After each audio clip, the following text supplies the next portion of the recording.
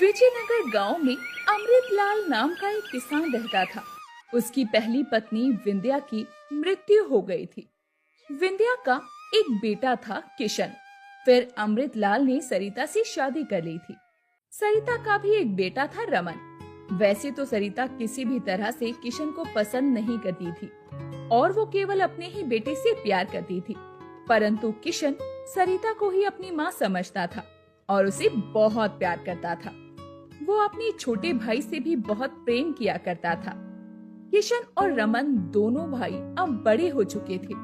अमृतलाल अपने खेतों पर जा रहा था, तभी सरिता ने कहा, अजी सुनिए, रमन को कुछ पैसों की जरूरत थी, वो देते जाइए। सरिता, अभी पिछले हफ्ते ही तो मैंने उसे 1000 रुपए दिए थे, फिर उसे क्या जरूरत पड़ गई? वो अब बड़ा हो चुका है, उसे भी किशन की तरह मेरे साथ खेतों में काम करना चाहिए। देखो जी, अगर आपको उसे पैसे नहीं देने हैं तो ना सही, लेकिन आप उसकी बराबरी किशन से तो मत ही करो। किशन बड़ा है, उसे सब कुछ करना ही चाहिए। रमन छोटा है। बड़े भाई के होते हुए भला छोटा भाई काम करते हुए अच्छा लगेगा क्या? छोटे भाई को काम करने की क्या जरूरत? पिताजी, माँ सही तो कह रही हैं। मैं हूँ ना आपकी मदद करने के लिए खेतों में। और हाँ, अगर उसे पैसों की जरूरत है तो आप पैसे दे दीजिए।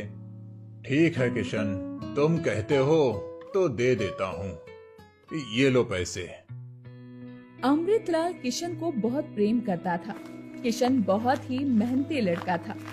वो पूरे दिन अपने पिता के साथ खेतों में काम किया करता था और दूसरी तरफ रमन बहुत ही आलसी किस्म का लड़का था। वो किसी भी काम में अपने पिता की मदद नहीं करता था और उसकी माँ के लाड़ प्यार ने उसे बिगाड़ कर रखा था और उसे बदतमीज बना दिया था।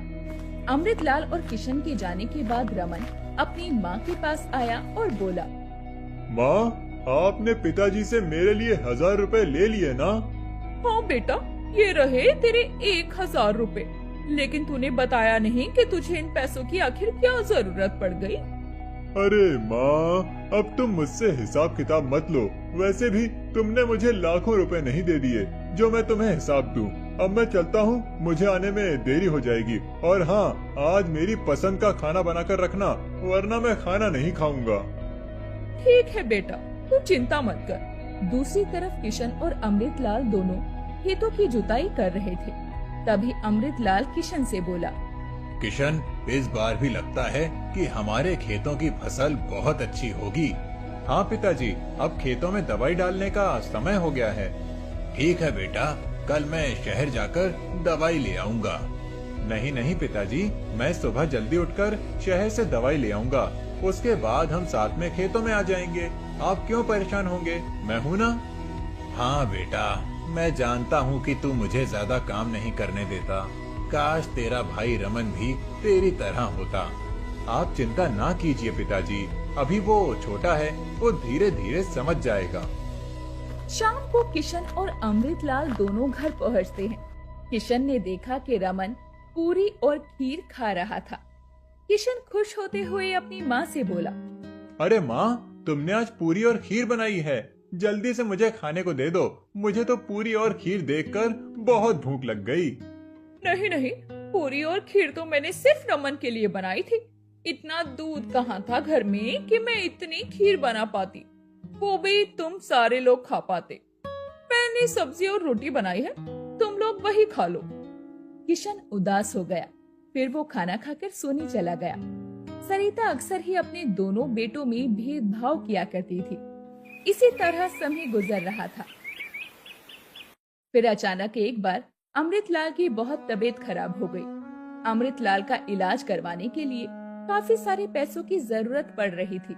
सरिता और किशन दोनों बहुत ज्यादा परेशान थे। एक दिन किशन अपनी माँ से बोला, माँ, पिताजी की तबीयत तो बिगड़ती जा रही है।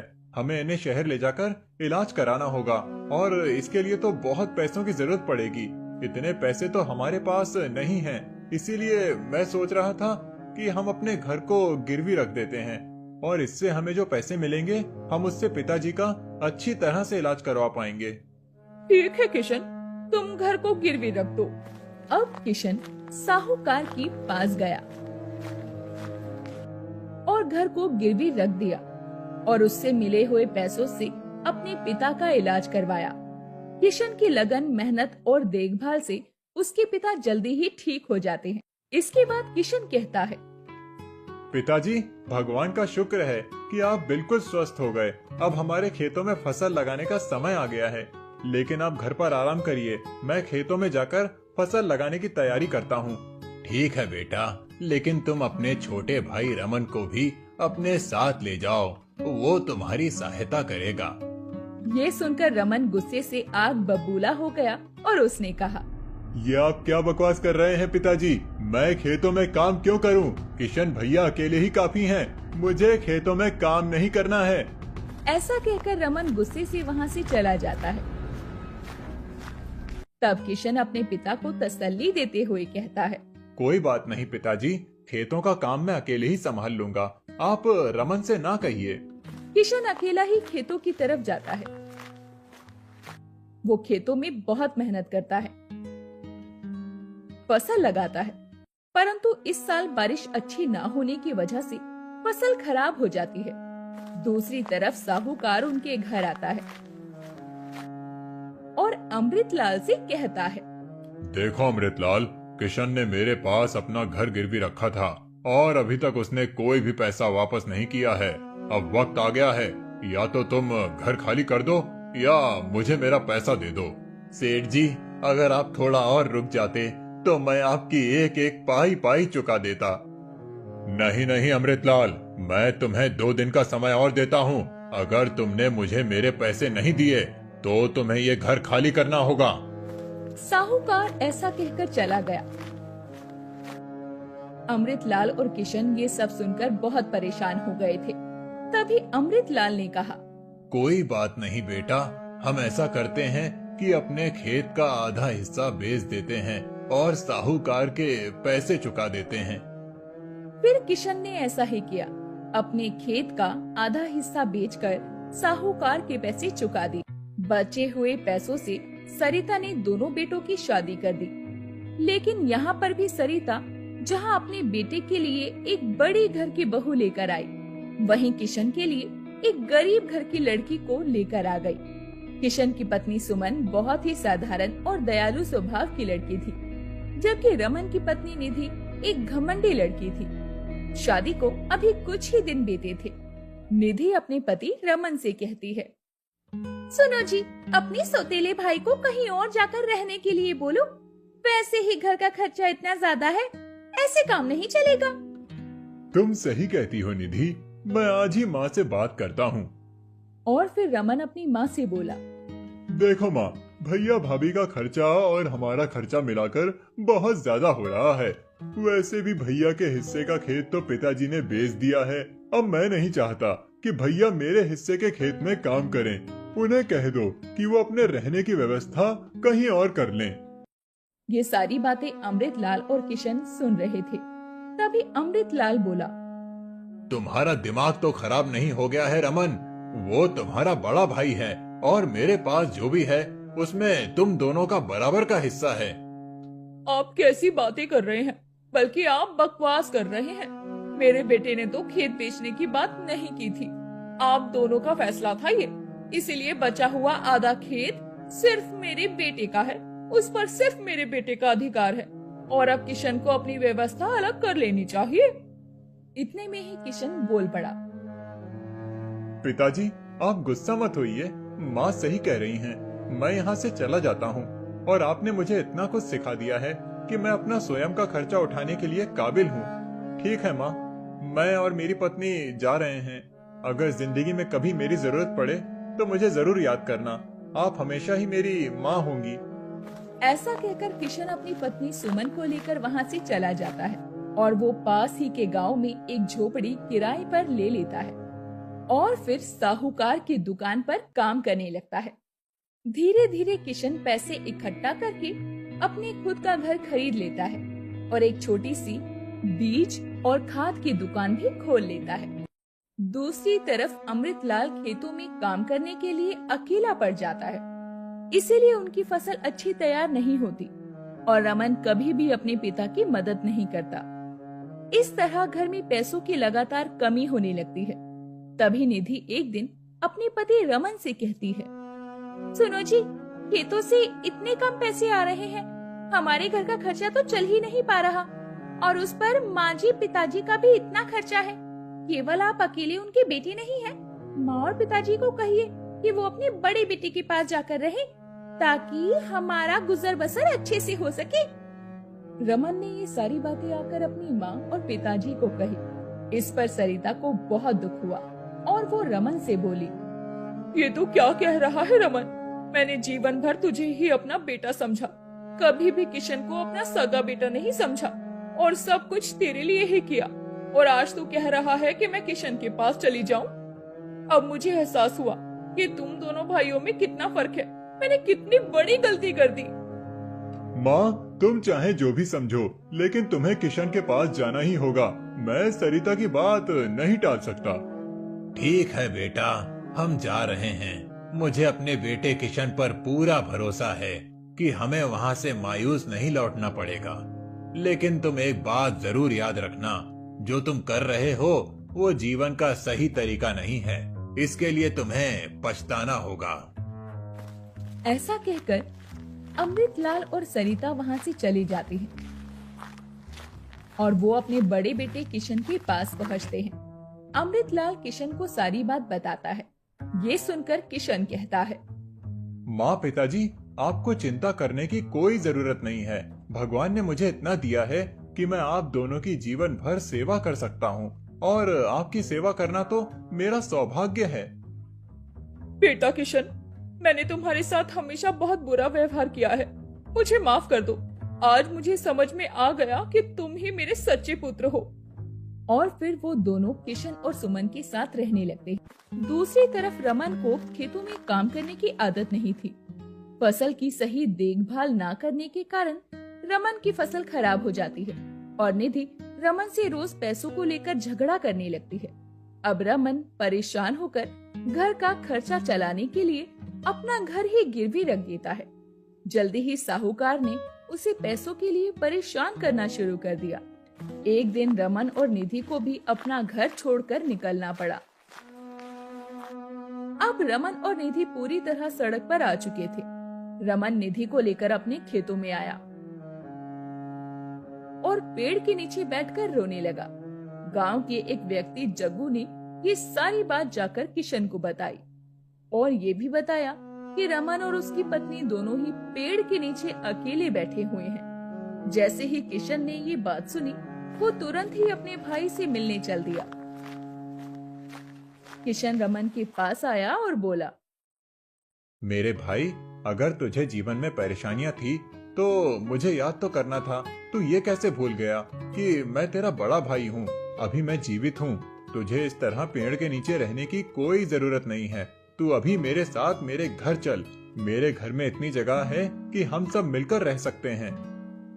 अपने भाई किशन की बात सुनकर रमन को अपनी गलती पर बहुत पछतावा हुआ और वो बोला, भैया, मुझे माफ कर दीजिए। मैंने हमेशा ही आपको गलत समझा और आपको घर से जाने के लिए भी कह दिया। भैया, अब मैं अपने जीवन में कभी भी आपसे मतभेद नहीं करूंगा और आपका छोटा भाई होने के नाते सदैव आपकी आज्ञा का पालन करूंगा। और तब निधि भी बोल पड़ी, हाँ भैया, ये सही कह रहे हैं। मुझे भी अपनी गलतियों पर बहुत पछतावा है। इनके साथ साथ आप मुझे भी माफ कर दो। किशन ने उन दोनों को माफ कर दिया और अपने घर ले आया। अमृतलाल और सरिता ये सारी बातें जानकर बहुत खुश हुए और वो लोग साथ साथ मिलकर खुशी खुशी रहने लगे। किसी गांव में अमीरचंद नाम के एक जमींदार रहा करते थे। उनका एक बेटा था जो करीब 8 साल का था। साथ ही उनकी पत्नी भी थी जो बीमार रहा करती थी। अमीरचंद के घर में कोई कमी नहीं थी। गांव के लोग उनका बहुत सम्मान किया करते थे। उन्होंने अपनी पत्नी को शहर के भी कई बड़े अस्पतालों में दिखाया था, लेकिन कहीं से भी वो ठीक नहीं हो रही थी। एक रात अचानक से अमीरचंद की पत्नी की तबीयत बहुत बिगड़ने लगी। मुझे नहीं लगता मैं आपके साथ आगे का जीवन और बिता पाऊंगी। ऐसा मत कहो, तुम ठीक हो जाओगी। हम कल ही एक अच्छे डॉक्टर के पास चलेंगे। नहीं नहीं, अब समय नहीं है मेरे पास। आप बिट्टू का ख्याल रखना और उसे मेरी कमी कभी भी महसूस मत होने देना। मेरा समय आ गया है। इतना कहकर अमीर चंद की पत्नी ने अपने प्राण त्याग दिए और बिट्टू एक कोने में खड़ा ये सब देखकर रोने लगा। अमीर चंद ने उसे संभाला और आगे के कुछ दिनों में वो उसका ख्याल रखने लगे। अमीर चंद की जिंदगी वापस से पटरी पर आ रही थी, लेकिन बिट्टू गुमसुम रहने लगा था। गांव के लोगों ने बिट्टू की हालत को देखते हुए अमीर चंद जी से दूसरी शादी करने की बात की, लेकिन अमीर चंद इस बात को टाल दिया करते थे। अमीर चंद जी, आप अपना नहीं तो कम से कम अपने बेटे का तो सोचिए। उसके लिए तो दूसरी शादी कर लीजिए। उसे तो माँ की कमी खलती होगी ना। वो सब तो तुम ठीक कहते हो भैया, लेकिन मुझे इस बात का डर है कि कहीं सौतेली माँ ने उसे सगी माँ जैसा प्यार नहीं दिया तो। अरे जमींदार साहब, वो दिन गए, अब कोई नहीं रखता ऐसी सोच। अब तो माँ माँ होती है, चाहे सौतेली हो या सगी। आपको कुछ सोचना चाहिए इस बारे में। ठीक है, मैं विचार करता हूँ इस पर। अमीर चंद ने इस बात को भी टाल ही दिया था, लेकिन एक दिन जब वो किसी काम से दूसरे गांव गए तो रास्ते में अचानक से मौसम काफी बदल गया और आंधी तूफान आने लगे। बैलों ने आगे बढ़ने से इनकार कर दिया और तेज बारिश शुरू हो गई। हे प्रभु, ये क्या? अचानक ऐसा भयानक मौसम क्यों हो गया? मुझे रुकना होगा, लेकिन यहाँ तो आसपास कोई दिखाई नहीं दे रहा। हाँ, कहाँ जाऊं? अपनी बैलगाड़ी को एक पेड़ के नीचे खड़ा कर अमीर चंद आगे की ओर बढ़ गए कि कहीं उन्हें रुकने के लिए जगह मिल जाए। तभी उन्हें कुछ दूरी पर एक जोड़ी दिखाई दी, जिसमें से कुछ रोशनी आ रही थी। अमीर चंद जी को वहां से उम्मीद की एक किरण नजर आई और वो उस तरफ बढ़ गए। लगता है यहाँ कोई रहता है, लेकिन कौन? और गांव से बाहर ये अकेली झोपड़ी यहाँ क्यों? खैर, मुझे तो फिलहाल अपने बारे में सोचना चाहिए। आगे बढ़कर अमीर चंद जी ने झोपड़ी के दरवाजे पर दस्तक दी तो अंदर से एक औरत बाहर आई, जिसने सफेद साड़ी पहनी हुई थी। उसके बाहर आते ही अमीर चंद जी ने कहा, जी, वो बाहर बहुत तूफान आ रहा है, आसपास कोई जगह नहीं थी ठहरने को, फिर आपका घर दिखा तो मैं यहाँ आ गया। क्या मैं बारिश थमने तक यहाँ रुक सकता हूँ? जी बिल्कुल, आप अंदर आ जाइए। अमीर चंद अंदर चले गए और उस औरत ने चूल्हा जलाकर अमीर चंद जी के लिए खाना बना दिया। अरे, आपको कैसे पता कि मुझे भूख लग रही है? आपके चेहरे को देखकर साफ पता चल रहा है कि आप भूखे और थके हुए हैं। लीजिए, खाना खा लीजिए। आपका बहुत बहुत धन्यवाद, लेकिन मैं ये नहीं समझ पा रहा हूँ कि आपका घर गांव से बाहर क्यों है, गांव के अंदर बस्ती में क्यों नहीं? अरे नहीं जी, अगर आप नहीं बताना चाहती तो कोई बात नहीं, मगर आप उदास मत होइए। अमीर चंद जी की बात सुनकर औरत के भाव बदल गए और वो उदास हो गई। मेरा नाम मोहिनी है और पहले मैं भी उसी गांव में रहती थी, अपने सास ससुर, पति और बेटे के साथ। लेकिन एक दिन मेरे पति और मेरे बेटे की एक दुर्घटना में मृत्यु हो गई और उस दिन से मेरे सास ससुर ने मेरा जीना हराम कर दिया और मुझे डायन मानकर जलील करके घर से बाहर निकाल दिया। उस औरत की बात सुनकर अमीर चंद जी को उसके लिए बुरा लगा। उन्होंने कुछ देर शांत रहने के बाद कहा, ये तो बहुत बुरा हुआ आपके साथ। अगर आप बुरा ना माने तो मेरे साथ मेरे घर चलें। अपनी पत्नी के जाने के बाद मेरे लिए मेरे बेटे का ख्याल रखना सबसे बड़ी चुनौती है। मैं उसे छोड़कर कई बार बहुत जरूरी काम से भी नहीं जा पाता। इसीलिए अगर आप मेरे घर आकर रहें तो आपको रहने के लिए घर और मेरे बेटे को एक माँ मिल जाएगी। ये आप क्या कह रहे हैं? बिल्कुल ठीक सुना आपने। आप सोचकर मुझे बता दीजिएगा। यहाँ अभाव में जिंदगी जीने से अच्छा है मेरे घर जाकर अच्छी जिंदगी जी लो आप। मैं आपसे शादी नहीं करना चाहता, बस अपने बेटे को माँ का प्यार देने वाली एक अच्छी औरत चाहता हूँ। आप मुझे बिल्कुल सही लग रही हैं। औरत अमीरचंद की बात सुनकर वहां से उठकर बाहर खड़ी हो जाती है और अमीरचंद बारिश रुकने का इंतजार करने लगते हैं। सुबह होने तक बारिश रुक जाती है और वो औरत अमीरचंद के पास आकर कहती है, मैं आपकी बात से सहमत हूँ, मैं आपके साथ चलूंगी। अमीरचंद उसकी बात सुनकर बहुत खुश हो जाते हैं और उसे अपने साथ लेकर अपने घर आ जाते हैं। घर आते ही मोहिनी बिट्टू को अपने गले से लगा लेती है और उसकी आंखों से आंसू बहने लगते हैं। आप ठीक तो है ना? मैं ठीक हूँ, बस मुझे अपने बेटे की याद आ गई, लेकिन अब से बिट्टू ही मेरा बेटा है और मैं बिट्टू की माँ। मोहिनी के इस तरह के व्यवहार को देखकर घर के नौकर कुछ अचंभा करते हैं और कहते हैं, ये देखो आते ही कैसे पांव पसार रही है, मुझे तो कुछ गड़बड़ लगती है। हाँ, लग तो मुझे भी रहा है कुछ ऐसा, लेकिन क्या कर सकते हैं, मालिक को जो ठीक लगे सो करें। मोहिनी को आए अब कुछ दिन बीत चुके थे। उसने बिट्टू के दिल में अपनी जगह बना ली थी, लेकिन शांति और बाकी के नौकरों को अभी भी कुछ बात खटक रही थी। एक दिन अचानक से मोहिनी ने घर में चीख पुकार मचाना शुरू कर दिया।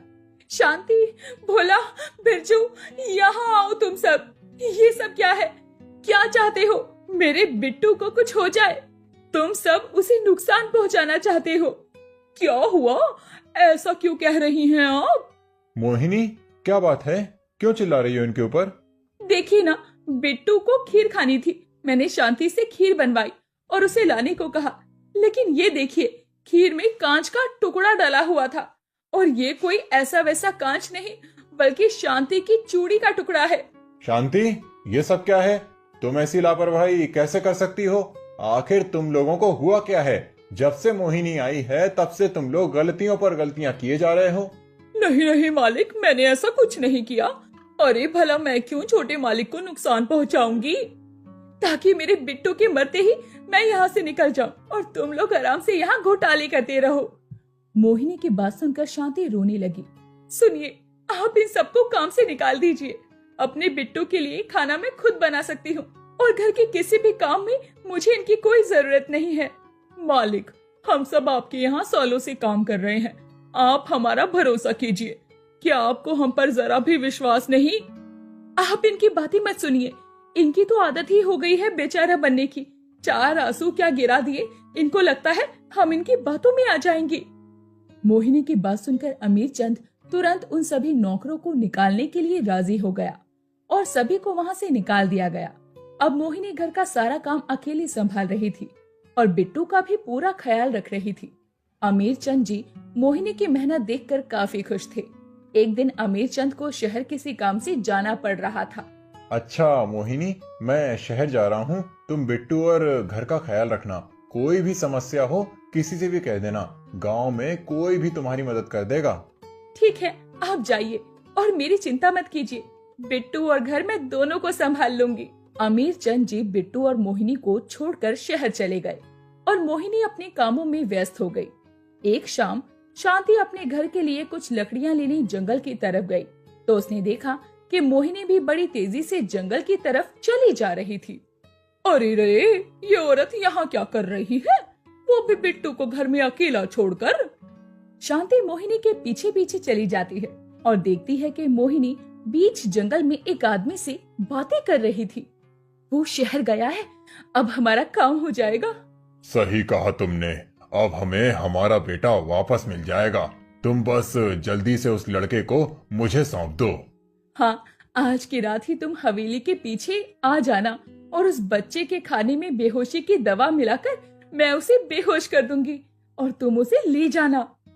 मोहिनी की ऐसी बातें सुनकर शांति एकदम से बहुत डर जाती है और सोचती है, अरे ये दोनों क्या बातें कर रहे हैं, कहाँ ले जाना चाहते हैं बिट्टू को, मुझे बिट्टू को बचाना होगा। शांति हवेली की तरफ भागती है और बिट्टू से मिलती है। शांति को देखते ही बिट्टू उसी गले से लगा लेता है और रोते हुए कहता है, काकी, नई माँ बिल्कुल अच्छी नहीं है, वो मुझे खाना भी नहीं देती और जब पिताजी सामने होते हैं तो वो मुझे बहुत प्यार करती हैं। वो मुझे पिताजी से बात भी नहीं करने देती और मुझे डांटती भी बहुत हैं। आप सबके जाने के बाद से घर का सारा काम मैंने ही किया है। बिट्टू की हालत देखकर शांति का कलेजा फट जाता है और वो गुस्से में आ जाती है। वो बिट्टू के कान में कुछ कहती है और वहाँ से चली जाती है। उसी रात मोहिनी बिट्टू के पास आती है और कहती है, बिट्टू मेरा बच्चा, ये देख आज माँ ने खीर पूरी और हलवा बनाया है, आजा खाना खा ले। अरे वाह माँ, ये तो मुझे बहुत पसंद है, लाओ मैं खा लेता हूँ। हाँ अच्छे से खाना। मोहिनी बिट्टू को खाना देकर चली जाती है और अपने काम में लग जाती है। जब वो वापस लौटती है तो देखती है कि बिट्टू सोया हुआ था और खाना पूरा खत्म हो चुका था। चलो आखिर अब नाटक खत्म हुआ। अब इस बिट्टू की बलि चढ़ाकर मैं अपने बेटे को जिंदा करूंगी। मोहिनी पीछे के दरवाजे से उसी आदमी को बुलाती है और वो आदमी बिट्टू को उठाकर ले जाने लगता है। तभी गांव वाले और शांति मिलकर उसे पकड़ लेते हैं। बाहर का शोर सुनकर मोहिनी आगे के दरवाजे से भागने की कोशिश करती है, लेकिन बिरजू और भोला उसे पकड़कर सबके सामने ले आते हैं। ये सब क्या कर रही थी तुम? कहाँ ले जा रही थी हमारे बिट्टू को? और तुम पर तो शक तब से ही था मुझे, जब से तुम यहाँ आई थी। अब बताओ आखिर क्या मकसद था तुम्हारा यहाँ आने का? मैं कुछ नहीं, तुम सब मुझ पर गलत इल्जाम लगा रहे हो। तभी अमीर चंद जी शहर से लौट आते हैं और वो हवेली के बाहर भीड़ को देखकर कहते हैं, ये सब क्या हो रहा है? और ये आदमी कौन है? बिट्टू को क्या हुआ है? और ये मोहिनी को क्यों पकड़ रखा है? अपने पिता की आवाज सुनकर बिट्टू उठ खड़ा होता है और उनके गले से जा लगता है। मालिक, ये औरत और ये उसका साथी बिट्टू का अपहरण करके ले जा रहे थे। शांति की बात सुनकर अमीर चंद के होश फाख्ता हो गए और वो बोले, आखिर क्या सच है? क्या कह रहे हैं ये लोग? हाँ, तुम अभी बताती हो या फिर बुला लें पुलिस को? बताती हूँ। ये मेरे पति हैं और हमारे बेटे की मौत हो चुकी थी। हम उसे दोबारा जिंदा करना चाहते थे और उसके लिए उसी के उम्र के लड़के की बलि देनी थी। एक दिन आप खुद ही मेरे घर आए और बिट्टू के बारे में बताया। बिट्टू को मारने के लिए हम दोनों ने मिलकर ये योजना बनाई। मैंने तुम दोनों पर भरोसा किया और तुम दोनों ने मेरे साथ विश्वासघात किया। अब मैं तुम दोनों को नहीं छोड़ूंगा, समझे? हाँ, पुलिस को बुलाकर अभी पकड़वाता हूँ तुम लोगों को। अमीर चंद जी ने पुलिस बुलाकर दोनों को पकड़वा दिया और सभी नौकरों से माफी मांगकर उन्हें वापस काम पर रख लिया। हमें कभी भी किसी भी अनजान व्यक्ति पर आंख बंद करके भरोसा नहीं करना चाहिए।